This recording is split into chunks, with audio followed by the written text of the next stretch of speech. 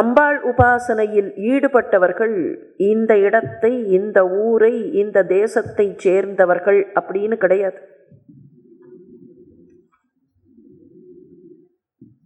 சிவனை வழிபட்டவர்கள், சிவப்பரம்பொருளை வழிபட்டவர்கள் கூட அம்பாள் உபாசகர்களாக இருந்திருக்கிறார்கள். அம்பாள் யாரு அப்படின்னு கேட்டா, பக்தர்களுடைய மனசில் இருக்கக்கூடியவள். அந்த பக்தர்கள் மனசில் ஹம்சமாக இருக்கிறாள்.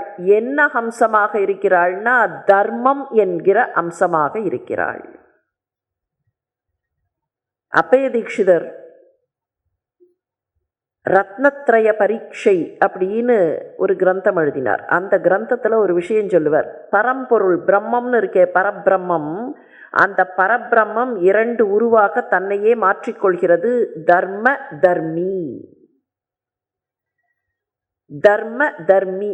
தர்மம் யார்கிட்ட இருக்கோ அவர்கள் தர்மி. அந்த தர்மியாக இருக்கக்கூடியவள் இந்த அம்பாள்.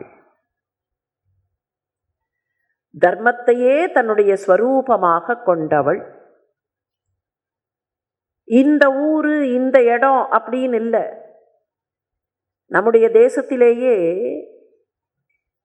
இந்த அகண்ட பாரத பூமியே கூட அவளுடைய தேசம்தான், அவளுடைய இடம்தான். கொஞ்சம் எண்ணி பாருங்கள். நம்ம நாட்டில் இருக்கக்கூடிய ஊர்களின் பெயர்களை எல்லாம் எண்ணி பாருங்கள். மங்களூர் அப்படிங்கிறோம், மங்களாதேவியினுடைய ஊர். மும்பைங்கிறோம், மும்பாதேவியினுடைய ஊர். கொல்கத்தா, காளி தேவியினுடைய ஊர். காளிங்கிற பெயர் தான் வங்காள உச்சரிப்பு வரும்போது கோ அப்படிங்கிற உச்சரிப்போட வரும். ரவீந்திரன்னு சொல்ல மாட்டார்கள், ரோபீந்திர அப்படின்னு தான் சொல்லுவார்கள். சென்னை, சென்னம்மா தேவியினுடைய ஊர். காளிகாம்பாள்னு பார்த்தோமே, மகாகவி பாரதியார் வழிபட்ட காளிகாம்பாள். அதே காளிகாம்பாள் திருக்கோயிலில் சத்ரபதி சிவாஜியும் வழிபட்டிருக்கிறார். அந்த காளிகாம்பாள் ஆஃபீஸ் கோயர்ஸ் டெம்பிள் என்று அந்த பகுதிக்கு அவள் வருவதற்கு முன்னால் அவள் எங்கே இருந்தாள்? சென்னம்மா தேவி என்கிற பெயரோடு இப்போ கோட்டை இருக்கே, ஃபோர்ட் செயின்ட் ஜார்ஜ், அந்த கோட்டை பகுதியில் உள்ள இருந்தா. மீனவர்கள் குப்பத்தில் மீனவர்கள் தங்களுடைய தெய்வமாக வழிபட அந்த சென்னம்மா இருந்தா. சின்ன கோவில். மெட்ராஸுங்கிற இந்த நகரம் உருவாச்சு. அப்படி உருவான போது ஃபோர்ட் செயின்ட் ஜார்ஜ் கட்டப்பட்டது. அம்பாளுடைய கோவில் உள்ளுக்குள்ள சிக்கி கொண்டது. அம்பாளை வழிபடுவதற்காக அவளுடைய பக்தர்கள் வெளியிலேருந்து உள்ள போகணும். எங்க? கோட்டைக்குள்ள போகணும். கோட்டை கொஞ்சம் பெருசாகி உள்ள செட்டில்மெண்ட்ஸ் எல்லாம் பெருசான போது, ஆரம்பத்தில் ரொம்ப சின்னதாக இருந்து அதுக்கப்புறம் செட்டில்மெண்ட்ஸ் வந்து அந்த செட்டில்மெண்ட்ஸ் எல்லாம் கொஞ்சம் பெருசாகி அங்கே துருப்புகள்லாம் வந்து, அதே காலகட்டத்தில் ஐரோப்பாவில் சில பிரச்சனைகள்லாம் வரும்போது இங்கேயும் பிரச்சனைகள் வரும். அந்த மாதிரியான நிலைமையில் செக்யூரிட்டி அப்படிங்கிற ஒரு சிக்கல் வந்தபோது, அம்பாளை வழிபடுவதற்காக சில பேர் அவர்கள் பாட்டு வருகிறார்கள் போகிறார்கள்னா கொஞ்சம் கஷ்டமாக இருக்கும். அப்போ என்ன ஆச்சு? ஆங்கிலேயர்களே சொன்னார்கள், இந்த கோவிலை நீங்கள் வெளியில் எங்கேயாவது கட்டிக்கொள்ளுங்கள். கருப்பர் நகரம் என்ற அப்போது அழைக்கப்பட்ட பகுதியில் கொண்டு போய் கட்டிக்கொள்ளுங்கள். அங்கே தான் நிறைய அலுவலகம்லாம் வந்துட்டுருக்கு. அங்கே தான் ஏதோ சின்ன சின்ன வணிக மையங்கள், அப்போ இருந்த நிலைமையில் வணிக மையங்கள்லாம் இருக்குது. நீங்கள் அங்கே போய் கட்டிக்கொள்ளுங்கள். இங்கே இருந்தால் எங்களுக்கும் இடைஞ்சல், உங்களுக்கும் இடைஞ்சல். ஏன்னா சில சமயத்தில் நாங்கள் உங்களை தடுத்து நிறுத்துகிறோம். நீங்கள் வருவது எங்களுடைய நடமாட்டத்திற்கும் சிக்கலாக இருக்கிறது. அங்கே போங்கள். அங்கேருந்து சென்னம்மாவை இங்கே அழைத்து கொண்டு வந்தார்கள். இங்கே அழைத்து கொண்டு வந்து அவளை இங்கே ஸ்தாபிதம் செய்தபோது காளிகாம்பாள் என்கிற பெயரை பெற்றாள். அந்த சென்னம்மாவின் பெயரால் வந்தது தான் சென்னை. இந்த சென்னைங்கிறதுக்கு பிற்காலத்தில் என்னென்னமோ கதைகள்லாம் சொல்ல ஆரம்பித்தார்கள். ஆனால் ஒரிஜினலாக அந்த சென்னம்மா தேவி. சிம்லான்னு ஒரு ஊர் இருக்கு. கோடை காலத்தில் சிம்லான்னு நினச்சி பார்த்தாலே மனசுக்கு சந்தோஷமாக இருக்கும். அந்த சிம்லாவுக்கு போகிறதுக்கு கல்கான்னு ஒரு ஊருக்கு போய் அங்கேருந்து போகணும் இல்லையா? ஷியாமளா, எத்தனையோ ஊர் பேர் வெளிநாட்டவர்களால் சொல்ல வராமல் மாறி போச்சா இல்லையா? தூத்துக்குடி டூட்டுக்குரின் அப்படின்னு ஆச்சா இல்லையா? திருநெல்வேலி சொல்ல வராமல் டினவேலி அப்படின்னு ஆச்சே. அந்த மாதிரி ஷியாமளாங்கிறது ஷிம்லான்னாச்சு. அது ஷியாமளாதேவியின் ஊர். ஷியாமளாதேவி திருக்கோயில் உண்டு அங்கே. காளிகா, காளி தேவியின் ஊர் தான் கல்கா. காளிகா பிகேம் கல்கா. சண்டீகர், சண்டமுண்டாதேவியாக இருப்பவள், சண்டியாக இருப்பவள், அதுதான் சண்டீகர். இப்படி எந்த ஊரை தேடி பார்த்தாலும் பட்டன் தேவி, பாட்னா பாட்னான்னு சொல்கிறோமே, அங்கே 2 கோவில் உண்டு. பட்டன் தேவி திருக்கோயில், பரி பட்டன் தேவி, சோட்டி பட்டன் தேவி. பட்டு, பட்டன்னா பட்டு. ஒல்கு செம்பட்டுடையாள் அப்படின்னு பாடுவாரா இல்லையா அபிராமி பட்டர்? செம்பட்டு அணிந்தவள். ஒரு கதை உண்டு, புராண கதை.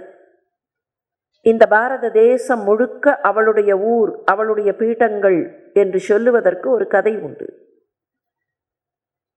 தக்ஷ பிரஜாபதிக்கு ஒரு ஆசை,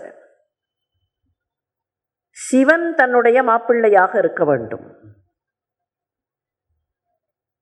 சிவன் மாப்பிள்ளையா இருக்கணும்னா அம்பாள் மகளாக பிறக்க வேண்டும். இந்த ஆசையை பற்றி தெரிந்து கொண்ட சிவபெருமான் சொன்னார், ஆசைப்படுகிறார் பிரஜாபதி, அவருக்கு மகளாக போய் பிறந்து விடு. அவ தாக்ஷாயினியாக பிறந்தாள். தாக்ஷாயினிக்கு கல்யாணமாச்சு. யார் மாப்பிள்ளையாக தனக்கு வேண்டும் என்று ஆசைப்பட்டாரோ பிரஜாபதி, அந்த மாப்பிள்ளை கிடைத்தார். இவர் மாப்பிள்ளை யார் தனக்கு வேண்டும்னு ஆசைப்பட்டதுக்கு உள்ளுக்குள்ள ஒரு ஹிடன் அஜெண்டா இருந்தது. சிவன் எனக்கு மாப்பிள்ளையாக வேண்டும்ங்கிறது ஆசை இல்லை. சிவன் எனக்கு மாப்பிள்ளையாகிவிட்டால் எல்லோரும் வணங்குகிற சிவன் என்னை வணங்குவார் இல்லையா அப்படிங்கிற ஆசை. அவருக்கு மரியாதை என்ன, எனக்கு தான் எல்லா மரியாதையும். இந்த விபரீதம் தான் தக்ஷயாகம் வரைக்கும் போனது. தக்ஷயாகத்தில் என்ன நடந்ததுன்னு நமக்கு தெரியும். தாக்ஷாயினி போவேன்னு, அப்பா நடத்துகிற யாகம் நான் போறேன்னு சொல்லி பிடிவாதம் பிடிச்சு போனா, அவமானப்படுத்தப்பட்டாள்.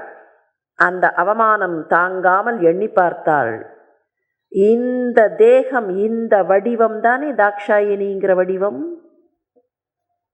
இந்த பிறப்பு, அந்த குறிப்பிட்ட பிறப்பு தானே தாக்ஷாயினிங்கிற வடிவம். இந்த வடிவம் இல்லாமல் போனால் இந்த பிறப்பு இல்லாமல் போய்விடும். இந்த ஆன்மா போய், அவ சிவசக்தி ஐக்கிய ஸ்வரூபிணி தானே, சிவன்கிட்டேந்து பிரிஞ்சு கொஞ்சம் வந்தவ தானே, அங்கே போயிடும்னு நினச்சி நெருப்பில் குதிக்க போயிட்டான்.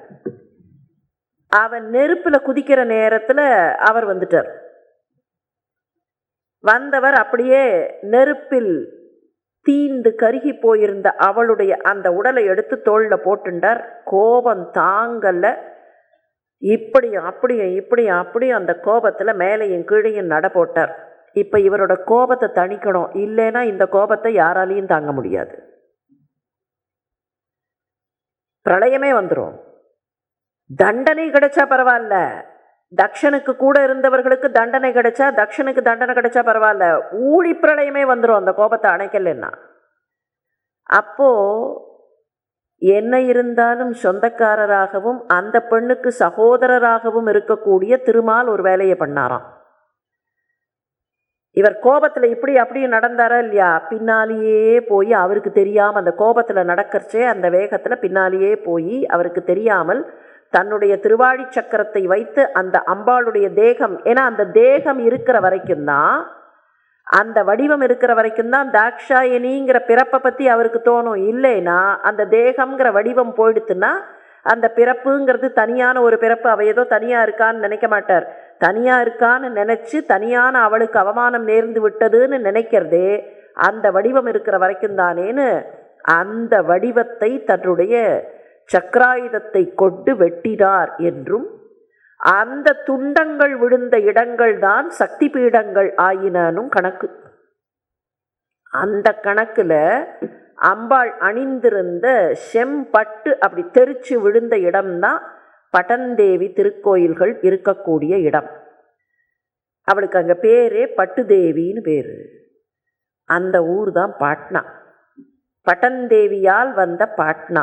இப்படியே பார்த்துன்னு போனோன்னா இந்த பாரத பூமியில் மண்ணெல்லாம் அவளுடைய மண். அதனால தான் மகாகவி பாரதியார் பாடுவார், எங்கள் அம்மா யார் தெரியுமா, இந்த பாரத தேவி யார் தெரியுமா, இந்த பாரத தேவியை எங்கள் அம்மான்னு சொல்லிட்டு இவ யார் தெரியுமா, இவளோட வயசு என்ன தெரியுமா, தெரியாது. நிகழ்ந்தது அனைத்தும் உணர்ந்திடு சூழ்கலை வாணர்கள். சரி, இதை சொல்லிண்டே வந்துட்டு கடைசியில் சொல்லுவார், இவ யார் தெரியுமா, இந்த பாரத தேவி யார் தெரியுமா, வெண்மை வளர் ஹிமயாச்சலன் பெற்ற விரன் மகளாம் எங்கள் தாய். வெண்மை வளர் ஹிமயாச்சலன், அந்த வெளவெளேர்னு வெள்ளி பனி மலை இருக்கே, அந்த பனி மலை பெற்றவள் எங்கள் தாய். ஒருத்திக்குத்தான் மலைமகள்னு பேரு. பர்வதராஜனுடைய புத்திரிங்கிறதுனால அவளுக்கு பர்வதம்னா மலை, பர்வதராஜனுடைய புத்திரி பார்வதின்னு பேரு. பார்வதி யாரு, பராசக்தி பார்வதி. அந்த பராசக்தி பார்வதி தான் எங்க பாரத தேவியினர். வெண்மை வளர் ஹிமயாச்சலன் பெற்ற விரன் மகளாம் எங்கள் தாய், அவன் திண்மை மாறினும் இவள் திறம் மாறாள், நித்தம் சீருருவாள் எங்கள் தாய். அவள் சீர் உருவதற்கு என்ன காரணம்னா அந்த மண்ணும் அந்த தேசமும் பார்வதி தேவி. அந்த பார்வதி தேவி இந்த அகண்ட தேசம் முழுக்க அம்பிகை பராசக்தி, அவதான் மகாலட்சுமி, அவதான் மகா சரஸ்வதி. வடிவங்களில் சில வித்தியாசங்கள் இருக்கலாம். ஏன் அந்த வித்தியாசங்கள்ங்கிறத வரக்கூடிய நாட்களில் பார்க்க போகிறோம். விதவிதமாக பெயர்கள் இருக்கலாம், வெவ்வேறு இடங்களில் வெவ்வேறு பெயர்கள் இருக்கலாம். ஆனால் அடிப்படையில் அந்த ஜெகன்மாதா அவள் தான். அவளுக்கு தனித்தனியாக யாரோ இவர்கள் வேற இடம், இவர்கள் வேற பிரதேசம் அப்படிங்கிற வித்தியாசம் எல்லாம் கிடையாது. இன்னும் சொல்ல போனால் உலகத்தில் எங்கெல்லாம் தர்மம் தழைக்க வேண்டுமோ தழைக்கிறதோ அங்கேயெல்லாம் இருப்பவள் பாரதியார். மிகப்பெரிய அம்பாள் உபாசகர்னு பார்த்தோமா இல்லையா. பாரதியார்கிட்ட ஒரு வரி உண்டு. பாரதியார் நமக்கெல்லாம் தெரியும், பல்வேறு நாடுகளில் நடந்த நல்ல நிகழ்ச்சிகளை எல்லாம் பார்த்து பாடியவர் இல்லையா. அப்படி பாடினவர் ருஷ்யாவை பார்த்தார். ருஷ்யாவில் அப்போ ருஷ்ய புரட்சி, லெனின் போன்ற வீரர்கள் நின்று நடத்திய ருஷ்ய புரட்சி, மக்கள் புரட்சின்னு அப்போ அந்த காலகட்டத்தில் இருந்த மக்கள் புரட்சி. பாரதியார் இங்கேருந்து பார்த்தார், அங்கே புரட்சி. உலகத்தில் என்ன நடந்தாலும் அதை உடனடியாக தெரிந்து கொள்ளக்கூடிய வித்தையை கற்று வைத்திருந்தவர் பாரதியார். ஜெர்மன் நாட்டில் என்னெல்லாம் பத்திரிகைகள் வெளியிட்டார்களோ அதெல்லாம் இங்கே வாங்கணும்னு சொல்லி தான் யாரிடத்தில் வேலை பார்த்தோமோ அவர்களிடத்திலெல்லாம் சொன்னவர். அப்போத்தான் விஷயம் தெரியும் நமக்கு அப்படின்னு. அவர் ருஷ்யாவை பார்த்துட்டு பாடுறார், ஆஹா என்று எழுந்தது பார் யுகப் புரட்சி, மாகாளி பராசக்தி ருஷ்ய நாட்டினில் கடைக்கண் வைத்தாள். எனது மாகாளி பராசக்தி ருஷ்ய நாட்டில் கடைக்கண் வைத்தா அதனால் ருஷ்ய புரட்சியா? இது என்ன, இது கொஞ்சம் கற்பனை ரொம்ப நீண்டு போகிறதே அப்படின்னு தோன்றதா இல்லையா? இதில் வேடிக்கை என்னன்னா, ருஷ்ய புரட்சி கடவுளை நம்பாத புரட்சி, கடவுளையே நம்பாத புரட்சி. கடவுளை நம்பாத புரட்சியை பார்த்து பாரதியாரே இங்கேருந்து மாகாளி பராசக்தி இங்கேருந்து கடைக்கண் வைத்தாள். அது ஏன் முழுசாக கண்ணை திறந்து பார்க்கலையே, கடைக்கண் வைத்தாள்? இல்லை, ரொம்ப தூரத்தில் இங்கேருந்து பார்க்கும்போது ரொம்ப தள்ளி இருக்குது ரஷ்யா, அதனால் கடைக்கண் மாத்திரம்தான் திறந்தாள் அப்படின்னு அர்த்தம் எடுத்துக்கிறதா? ஆஹா என்று எழுந்தது பார் யுகப் புரட்சி. காரணம் என்னன்னா, மாகாளி பராசக்தி ருஷ்ய நாட்டினில் கடைக்கண் வைத்தாள். ஏன் பாரதியார் அப்படி பாடினார்னு பார்த்தா, கொஞ்சம் உன்னிப்பாக பார்த்தா நமக்கு காரணம் தெரியும். எங்கே நல்ல விஷயங்கள் நடந்தாலும், எங்கே மங்களகரமான விஷயங்கள் நடந்தாலும், எங்கே தர்மம் செழித்தாலும் அதை செழிக்கச் செய்பவள் அந்த ஆதி பராசக்தியான அம்பாள்தான் என்பதை இந்த தேசம் பரிபூரணமாக நம்புகிறது. பாரதியாருக்கு முன்னோடி யார் தெரியுமா இதில்? ஆதிசங்கரர். ஆதிசங்கரர் என்ன பண்ணார், அம்பாள் அப்படி உட்கார வச்சுட்டு அம்பாளோட கண்களை பார்த்தார். அம்மா, உன்னோட கண் எவ்வளவு அழகா இருக்கு, அந்த கண்ணில் நீ எல்லா திசையையும் பார்க்குறியே, அந்த பார்வையை வர்ணிக்க வேண்டும்னு ஆசை வந்தது அவருக்கு. பார்வைகள் விதவிதமான பார்வைகள். நாம் சாதாரணமாக ஒரு மனிதர் அப்படின்னு பார்த்தா கூட சில சமயத்தில் கண்ணை சுருக்கின்னு பார்க்கலாம், சில சமயத்தில் சிரிக்கும்போது கண் அப்படியே இடுங்கி போய் கண்ணும் சேர்ந்து சிரிக்கலாம், இல்லை கண்ணை விழிச்சு பார்க்கலாம், கோபத்தில் பார்க்கலாம். விதவிதமான பார்வை இருக்குமா இல்லையா? அம்பாளுடைய பார்வைக்கு கேட்கவா வேணும்? அந்த பார்வைகளை எல்லாம் வர்ணிக்க வேண்டும்னு ஆசை வந்தது. அந்த பார்வைகளை சொல்ல ஆரம்பித்தார். அப்படி சொல்லிகிட்டே வரச்சே அவருக்கு இன்னொன்று தோணித்து. என்ன இருந்தாலும் அந்த சங்கர வடிவம் தானே அவர். இந்த பார்வைகளுக்கெல்லாம் சில பெயர்கள் உண்டு. இப்போ கொஞ்சம் மயக்கத்தோடு பார்க்கக்கூடிய பார்வை, கண்ணை விசாலமாக திறந்து பார்க்கிற பார்வை, சற்றே குறுக்காக பார்க்கிற பார்வை, இப்படியெல்லாம் விதவிதமான பார்வை உண்டு. கண்ணை விசாலமாக திறந்து பார்க்கக்கூடிய பார்வைக்கு விசாலான்னு பேரு. மங்களம் பொங்கும்படியாக பார்க்கிற ஒரு பார்வை, அப்படி பார்க்குற பார்வையிலேயே ஒரு மங்களத்தனம் இருக்கும், ஆஸ்பீஷியஸ்னஸ் இருக்கும். அந்த மாதிரி ஒரு பார்வை, அது கல்யாணி. கொஞ்சம் குறுக்கா பார்க்குற பார்வைக்கு அயோத்தியான்னு பேர். இந்த கடைக்கோடி பார்வைன்னு சொல்கிறோமா இல்லையா?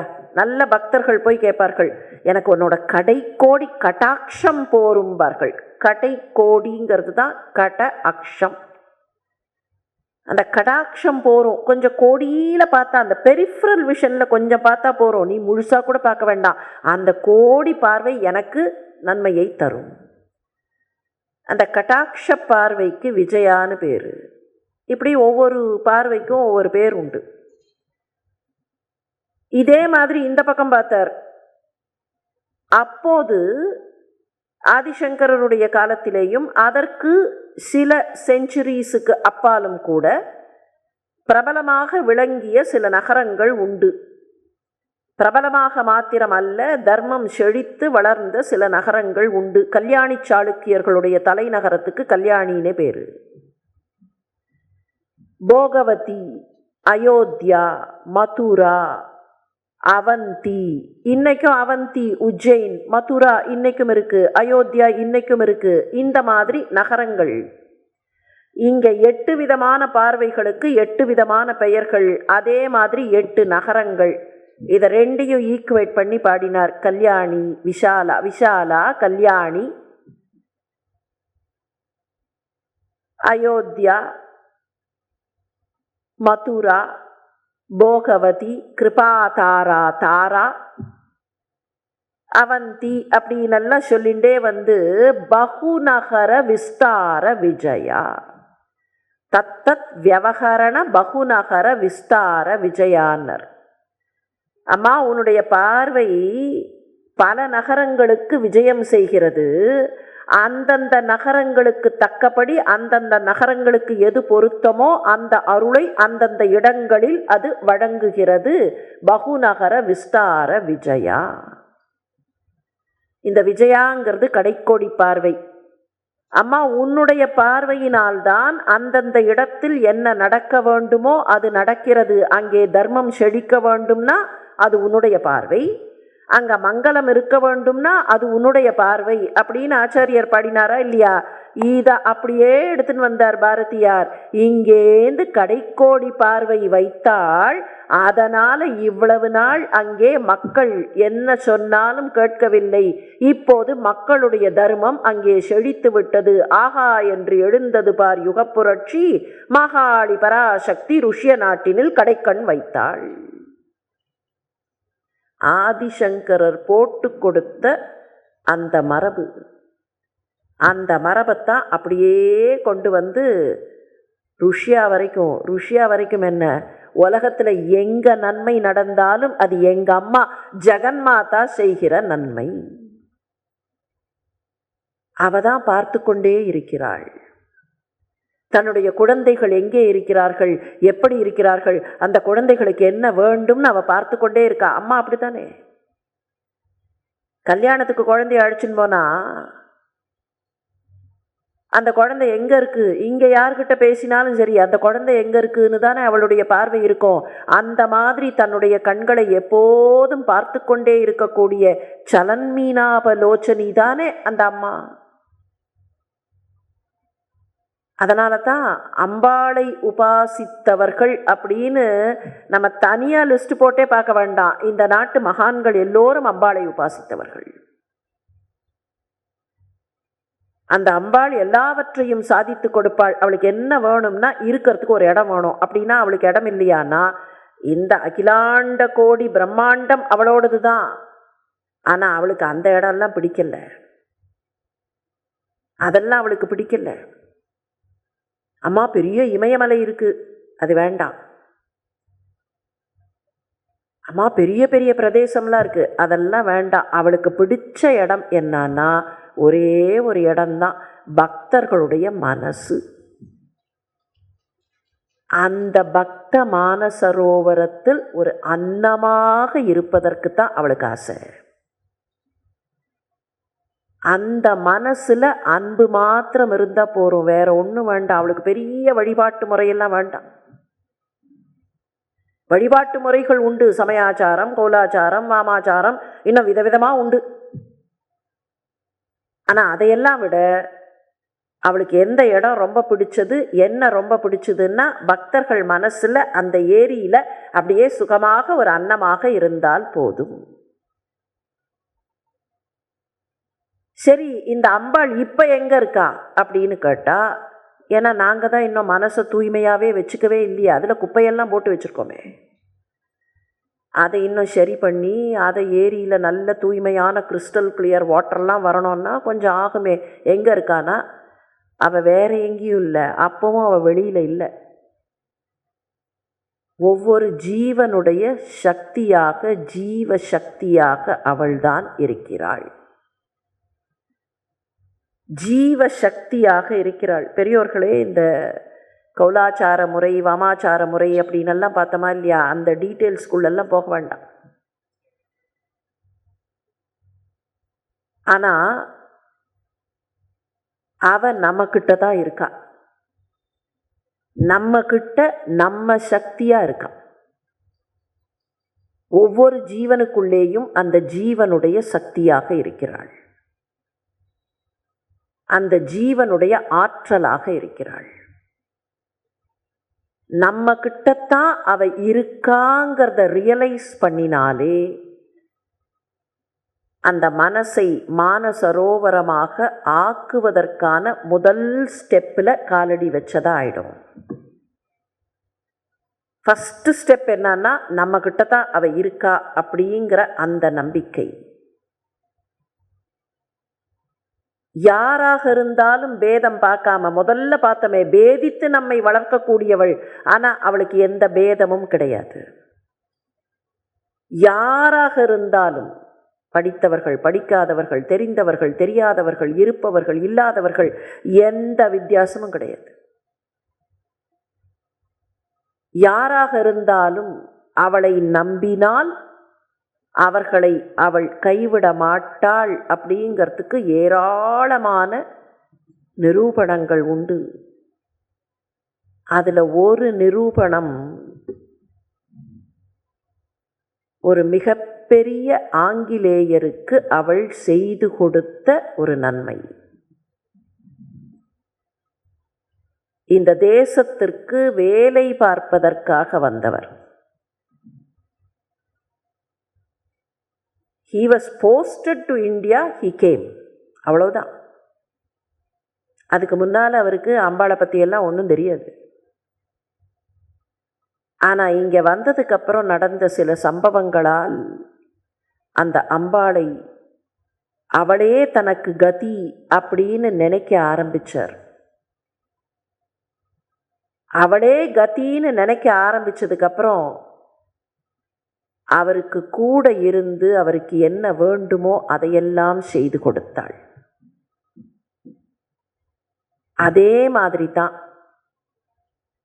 தமிழ்நாட்டுக்குள்ளேயே பார்த்தோம்னு சொன்னால் சில ஊர்களில் இப்போவும் சில கோயில்களில் போய் பார்த்தா அந்த கோவில்களில் அம்பாள் சந்நிதிக்கோ அல்லது அம்பாளுடைய பள்ளி அறைக்கோ அம்பாளுக்கு வேண்டிய ஆபரணங்களையோ செய்து கொடுத்தவர்கள் இந்த தேசத்தில் பிறந்தவர்கள் இல்லை, வெளி தேசத்தில் பிறந்தவர்கள் இப்போவும் இருக்குது. மதுராந்தகத்துக்கு போனால் அங்கே ஒருத்தர், அந்த பக்கம் கொங்கு நாட்டில் அவினாசி பவானி அப்படின்னு போனால் அங்கேயும் அம்பாளுக்கான பள்ளியறை, அம்பாளுக்கான அந்த அவளுடைய அந்த மஞ்சம் இவற்றையெல்லாம் செய்து கொடுத்தவர்கள். அப்படின்னா அவளை நம்பக்கூடியவர்களுக்கு எல்லாவற்றையும் கொடுப்பாள். அம்மா நீதான் கதி அப்படின்னு கேட்டால் போகிறோம், அவளுக்கு பெரிய ஆரவார பூஜையெல்லாம் வேண்டாம். பூஜை பண்ணக்கூடியதை அவள் ஏற்றுக்கொள்வாள்ங்கிறது வேற. ஆனால் ஆரவாரம் ஆர்ப்பாட்டம் இல்லை. அம்மா நீதாம்மா, எனக்கு வேற ஒருத்தரும் இல்லை, நீதான் அப்படின்னா அந்த குழந்தையை தன்னுடைய குழந்தையாக அரவணைத்து எந்த கோபமும் காட்டாமல் எப்போதும் அருள் பாலிக்கக்கூடியவள் அந்த அம்பாளை. எப்படியெல்லாம் மகான்கள் உபாசனை செய்தார்கள் என்பதை இந்த நாளில் பார்த்தோம். எப்படியெல்லாம் அவளை நாம் வழிபட வேண்டும் என்பதை நாளை தொடர்ந்து பார்க்கலாம் என்பதை நினைவுபடுத்தி அந்த அம்பாளுடைய அனுக்கிரகம், அகிலாண்ட கோடி பிரம்மாண்ட நாயகியாக இருக்கிற அவளுடைய அனுக்கிரகம் எல்லோருக்கும் எப்போதும் கிடைக்க வேண்டும் என்பதையே பிரார்த்தனையாக அவளுடைய திருப்பாத கமலங்களில் வைத்து நாளை எல்லோரும் சந்திக்கலாம் என்பதை நினைவுபடுத்தி இன்றைக்கு நிறைவு செய்கிறேன். நன்றி, வணக்கம்.